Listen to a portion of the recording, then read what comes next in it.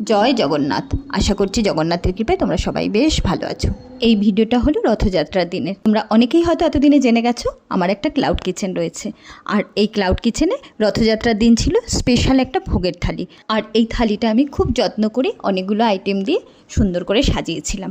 আর শুরুতেই যে আইটেমটা আমি বানিয়ে নিয়েছিলাম সেটা হলো মালপোয়া। এই দিন যেহেতু রথযাত্রা ছিল, ভগবানকে ভোগ দেওয়ারও ব্যাপার ছিল, সেজন্য বেশ সকাল সকাল উঠে আমি স্নান টান সেরে সবার আগে মালপোয়াটাই বানিয়ে নিয়েছি। তারপর একে একে বাকি আইটেমগুলো বানিয়েছি, পায়েস, পাঁপড়, চাটনি সবকটাই রেডি করেছি। আর এদিকে ছোলার ডালটা সিটি দিয়ে অল্প কিছুটা তুলে রেখেছি খিচুড়িতে দেওয়ার জন্য। আর পনির, আলু সবটাই কেটে নিয়েছি, এটা দিয়ে ছোলার ডালটা বানিয়েছি।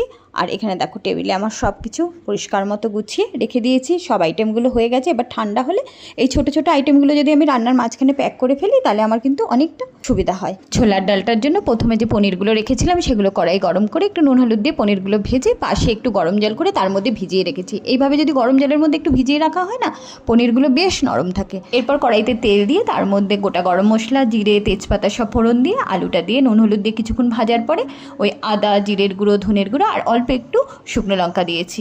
খুব স্পাইসি করিনি, একটু টমেটোও দিয়েছি। ভালো করে কষিয়ে এলে ওই যে ছোলার ডালের মধ্যে মিশিয়ে দিয়েছি। খিচুড়ির সাথে যেহেতু কাশ্মীরি আলুর দম ছিল সেজন্য ডালটাকে একদম স্পাইসি করিনি, খুব হালকার মধ্যেই করেছি। কাঁচা লঙ্কাই বেশি দিয়েছি।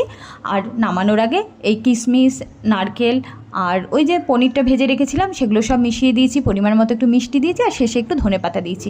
ছোলার ডালটা কিন্তু অনবদ্য টেস্ট হয়েছিল। ছোলার ডালটা হতে হতে আমি কিন্তু আলুর দমের মশলাটাও রেডি করেছি। আর একটু চারমগজ, কাজু বাদাম আর একটু পোস্তও ভিজিয়ে রেখেছি। এই দিন যেহেতু অনেকগুলো থালি ছিল তাই আলুর পরিমাণটাও কিন্তু অনেক বেশি ছিল। আর কড়াইতে আমি 3-4 বারে ওই নুন হলুদ দিয়ে আলুগুলো ভেজে তুলে নিয়েছিলাম। আর ছোটো ছোটো যে আইটেমগুলো আমি সকালে করে রেখেছিলাম সেগুলো তো অলরেডি ঠান্ডা হয়ে গেছে। আর দেখো মেয়ের কলেজ ছুটি ছিল বলে ও সেই প্যাকিংগুলো খুব সুন্দরভাবে গুছিয়ে করে নিয়েছে। আমি কিন্তু আমার ক্লাউড কিচেনের সব কাজটাই একা হাতে সামলাই, সেজন্য সবসময় তো খুব একটা অর্ডার নিতে পারি না। কিন্তু ওই দিন আমার কর্তামশাইয়ের ছুটি ছিল, সেজন্য আমি অর্ডারটা একটু বেশিই নিয়ে ফেলেছিলাম। এরপর বড় ওভেনে বড় কড়াইটা বসিয়ে খিচুড়িটা করেছি। গোবিন্দভোগ চাল, তার সাথে মুগ ডাল আর একটু ছোলার ডাল। খিচুড়িটা নামাবার আগে তার মধ্যে ভাজা নারকেল, ঘি, গরম মশলা, একটু কিশমিশ আর ধনেপাতাও দিয়েছিলাম। লুচি ভাজার বেশ কিছুক্ষণ আগে যদি ময়দাটা মেখে রাখা হয় তাহলে লুচিটা কিন্তু বেশ টেস্টি হয়। ময়দাটা তো সকালেই মেখে দিয়েছিল। আর এই দেখো লুচিটা ভাজার ঠিক আগে আগে লেচিগুলো কেটেও আমাকে রেডি করে দিয়েছিল। এদিকে আমার রান্নাটা প্রায় মোটামুটি কমপ্লিট হয়ে গেল। তারপর এগুলোকে হালকা একটু ঠান্ডা হতে দিয়েছি, কারণ একদম গরম গরম কড়াই থেকে নামিয়েই তো আর প্যাক করা যায় না। প্যাকিংয়ের সব কাজটা মোটামুটি কমপ্লিট করে সবার শেষে এই লুচিটা গরম গরম ভেজেছি। আর এই দিন মেনুতে ছিল লুচি, ছোলার ডাল, গোবিন্দভোগ চালের খিচুড়ি, কাশ্মীরি আলুর দম, চাটনি, পাঁপড়, পায়েস, মালপোয়া, বোঁদে।